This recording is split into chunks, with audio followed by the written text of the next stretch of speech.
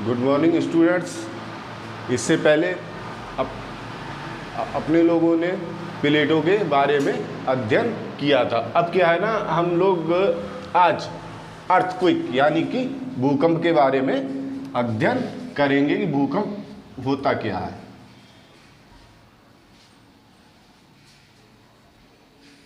जैसे मान लीजिए पृथ्वी के गर्म होने के कारण प्लेटें जो हमने बताया था टूटती हैं, टूटने के बाद खिसकती हैं। देख लीजिए, जब कोई भी चीज़ अगर टूटती है तो कहीं ना कहीं हलचल महसूस की जाती है।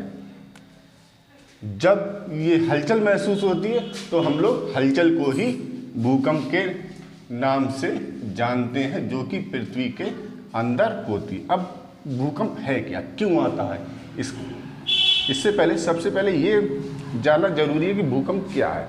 देखिए, भूकंप जहाँ से भूकंप की उत्पत्ति होती है उसको हम कहते हैं भूकंप मूल, और पृथ्वी की सतह पर जहाँ से भूकंप मिलता है या अपने लोगों को महसूस होता है उसको कहते हैं अवकेंद्र। तो हम सबसे पहले इसके बारे में ही अध्ययन करेंगे।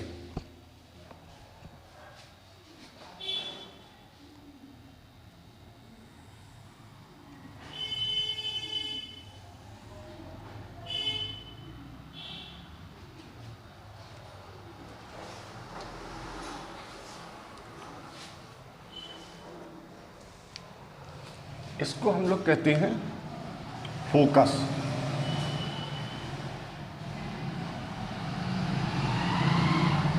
फोकस यानी कि भूकंप मूल।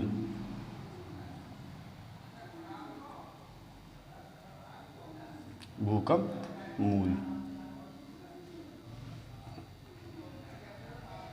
ये चीज हम लोग पहले भी अध्ययन कर चुके हैं कि पृथ्वी में 3 ठोस भी होती है, ठोस,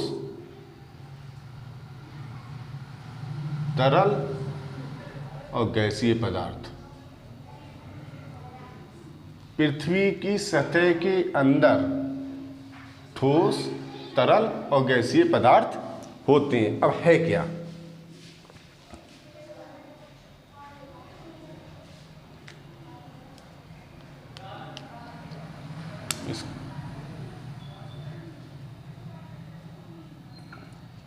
अभी समझा देंगे चित्र बन जाए, उसके बाद बताते हैं आपको कैसे होता है।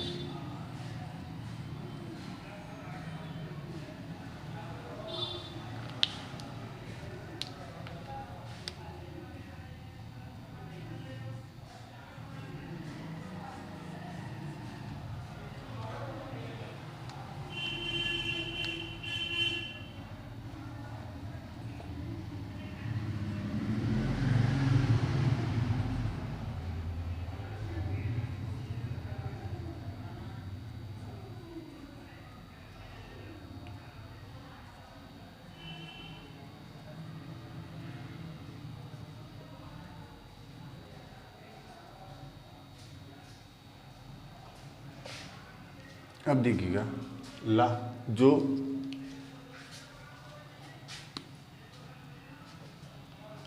नीले रंग से हैं इनको हम कहते हैं पीबेप्स। पीबेप्स क्या है,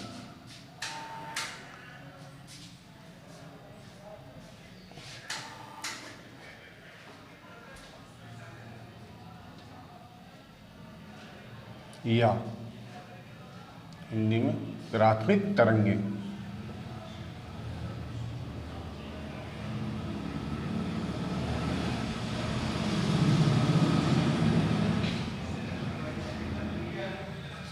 अब देखिएगा, जो हमने ये है पीबेप्स,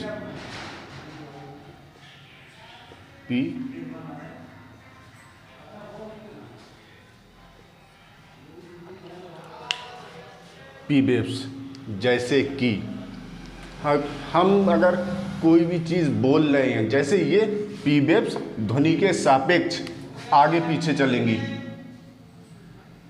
यानी कि ध्वनि के अनुसार चलती हैं।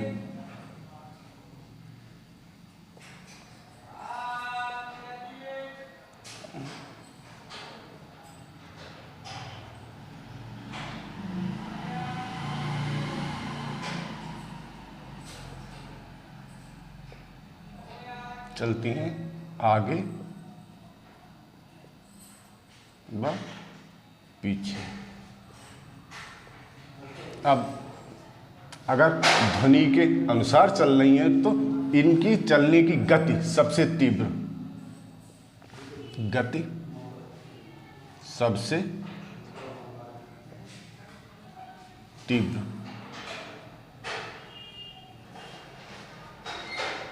ये अब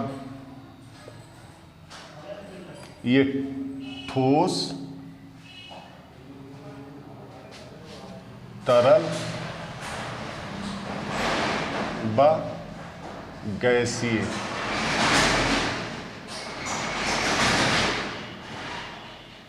पदार्थों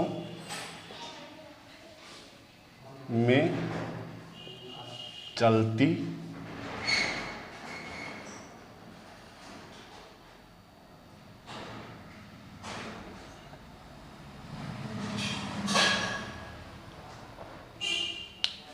अब देखिएगा पी वेव्स की बात करते हैं, यानी कि प्राइमरी वेव्स या प्राथमिक तरंगे। अब ये ध्वनि के अनुसार चलेंगी, यानी कि जितनी तेज ध्वनि चलती है वैसे ही चलेंगी, और ध्वनि क्षैतिज यानी कि आगे पीछे चलती है, ना कि ऊपर नीचे। ठीक, गति इनकी सबसे तीव्र है और ये ठोस, तरल और गैसीय पदार्थों में चलती है। अब ये सिर्फ यहीं पे, अगर ये भूकंप मूल है तो पृथ्वी की सतह ये है सतह, तो कहीं ना कहीं सबसे पहले पृथ्वी की सतह पर कौन सी ध्वनि निकली, कौन सी तरंग जाएगी? P waves. अब लाल वाली कौन सी है, इसके बारे में भी अध्ययन करना है। यहाँ तक कोई दिक्कत नहीं है?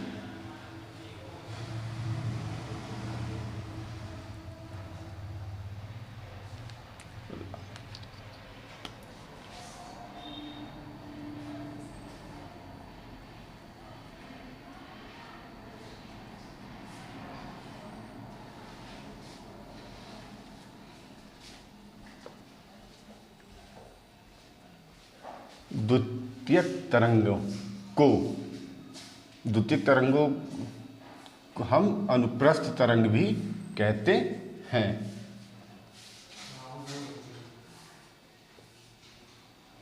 अनुप्रस्थ तरंग।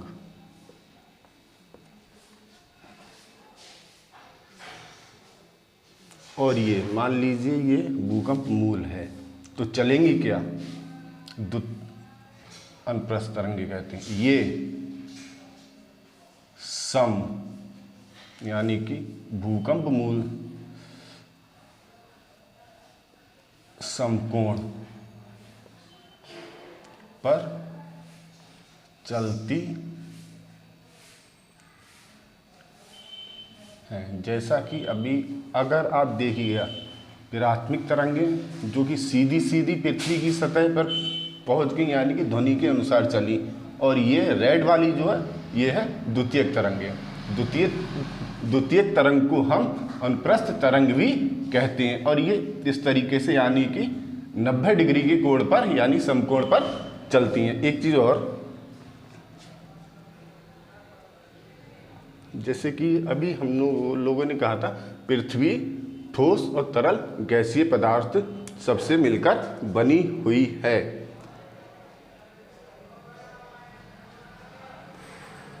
अब ये जो प्राथमिक वेव केवल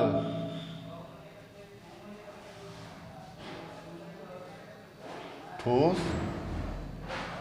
में ही चलती है। अब जब मान लीजिए ये चीज़ केवल और केवल ठोस में चल रही है तो जहाँ पर गैस है, तरल पदार्थ है, वहाँ पे क्या होगा? तो वहाँ पे ये लुप्त हो जाएगी। लेकिन जैसे ही ठोस पड़ जाएगा, फिर से आगे चल के ठोस होगा, तब वहाँ पे भी चलेंगी। चलने के बाद अब सबसे पहले कौन सी पहुँचेगी? जो लंबवत ध्वनि के सापेक्ष चल रही है, पी वेव्स सबसे पहले पहुँचेगी, और सेकेंडरी वेव्स यानी कि द्वितीयक तरंगे पी वेव्स के बाद पहुंचेंगी, क्योंकि एक तो समकोण पर चली हैं, फिर जहां पर ठोस है वहां चलेंगी, ठोस के बाद लुप्त हो जाएंगी, फिर ठोस पड़ेगा, फिर वहां पे चलेंगी। यानी कि इपीसेंटर पर सबसे पहले पहुंचने वाली प्राथमिक तरंग, इपीसेंटर पर दूसरी पहुंचने वाली द्वितीयक तरंग। अब देखिएगा, अगर ये वेव चलती रही कोई दिक्कत नहीं, कभी भी कोई भी भूकंप नहीं आएगा।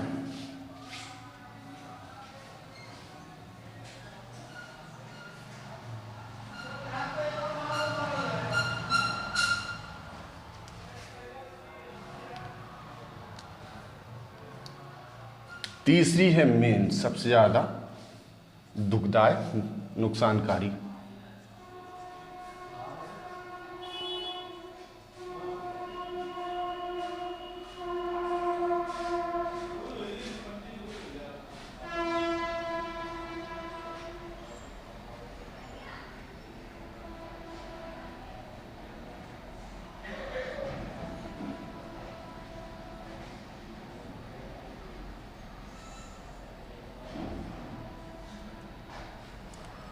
तीसरी है धरातलीय वेव्स या लंबी तरंगे। धरातलीय को हम सरफेस कहते हैं।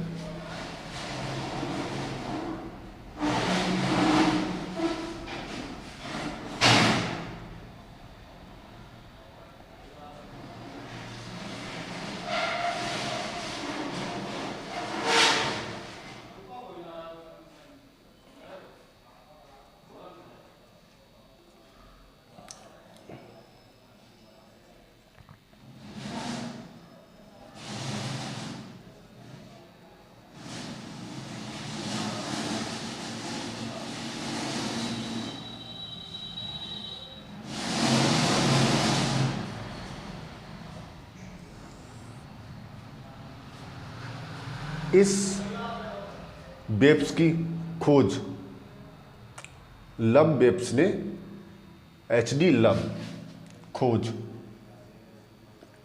के साइंटिस्ट का नाम है HD लब, यानी कि धरातलीय तरंगों की खोज साइंटिस्ट HD लब ने की, जिस कारण धरातलीय वेव्स को हम लब वेव्स के नाम से भी जानते हैं।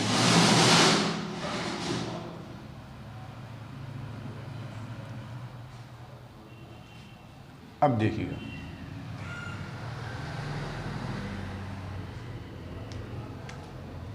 अब प्राइमरी वेव्स और सेकेंडरी वेव्स। प्राइमरी वेव्स सतह पर सबसे पहले पहुंची और सेकेंडरी वेव्स जो है, द्वितीयक तरंगे, प्राइमरी के बाद पहुंचती हैं। जब P और S, यानी कि जब प्राइमरी और सेकेंडरी वेव्स आपस में मिल जाएं तो वहां पर भूकंप आता है। P वेव्स के मिलने के कारण E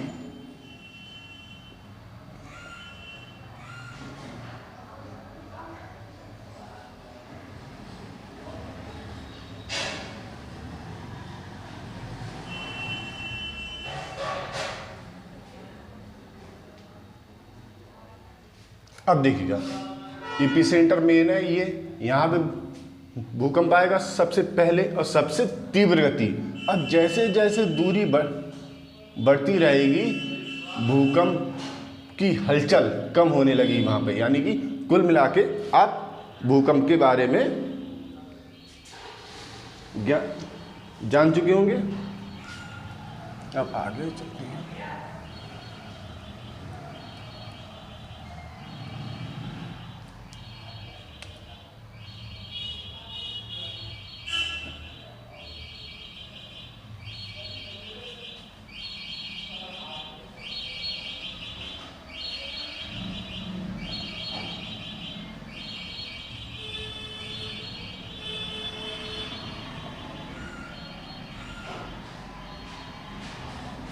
भूकंप की तीव्रता मापने हेतु सबसे पहले मार्केली स्केल यानी कि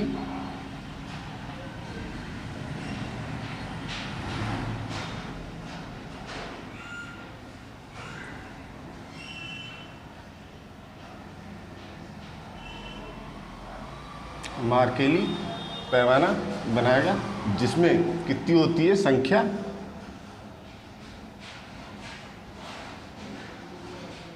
1 से 12। अब देखिए, मान लीजिए 1 है,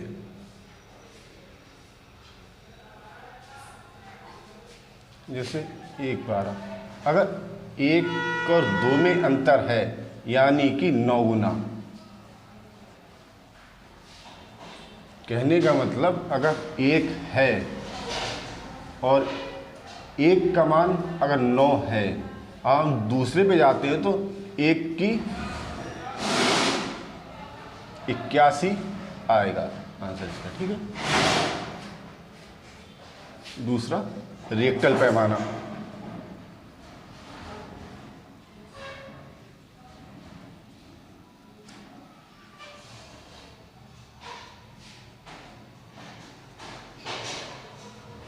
रेक्टर पैमाना बनाया गया। अब रेक्टर पैमाना को आविष्कारक किया था चार्ल्स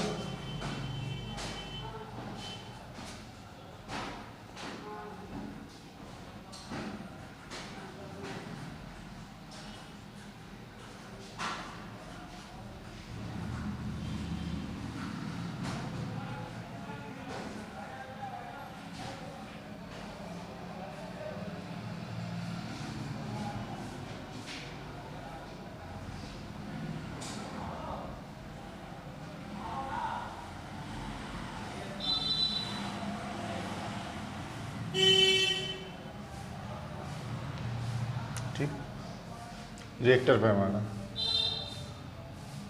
यानी कि भूकंप के बारे में टोटल अध्ययन कर लिया गया। अब